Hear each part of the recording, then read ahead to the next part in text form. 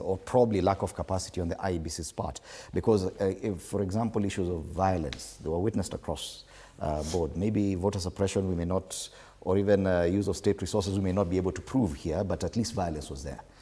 Yes, thank you very much.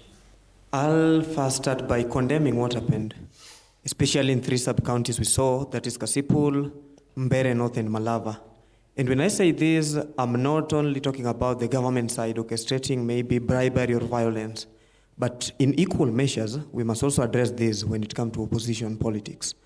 I'll say the gunification of political campaigns in this country has reached a very high and a bad level. What we saw last week was just a litmus test. And should IEBC, whether it's new or old, constitutionally, it's mandated to carry out a fair, transparent, and credible elections. So let's think of a situation, if they cannot carry out a fair election in a by-election, this just reflects what can happen in a national election, the general election come 2027. As a young person, I was highly disappointed.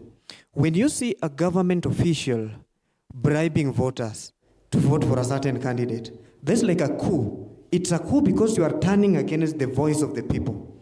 When the people have made a decision to choose a leader of their will, then it is not within the capacity of both the government and the opposition to maybe go against that.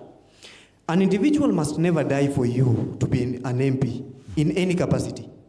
I'll say as a young person, we had a responsibility. The IEBC had a responsibility to regain the people's trust, but they further lost it. We cannot reason that it's too new. You see, the most important branch of IEBC is Secretariat. They organized everything, they published everything, and they conducted the by-election. The trust we had all about IEBC has faded. And I'll say, facts are sacred, opinion free. We must call evil by the name evil and nothing else.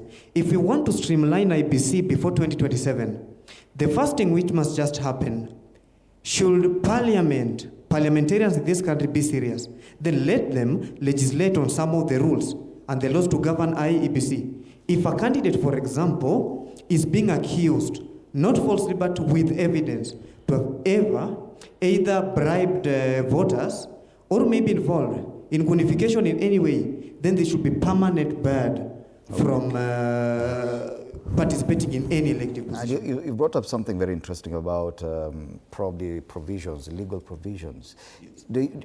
Castro, do you feel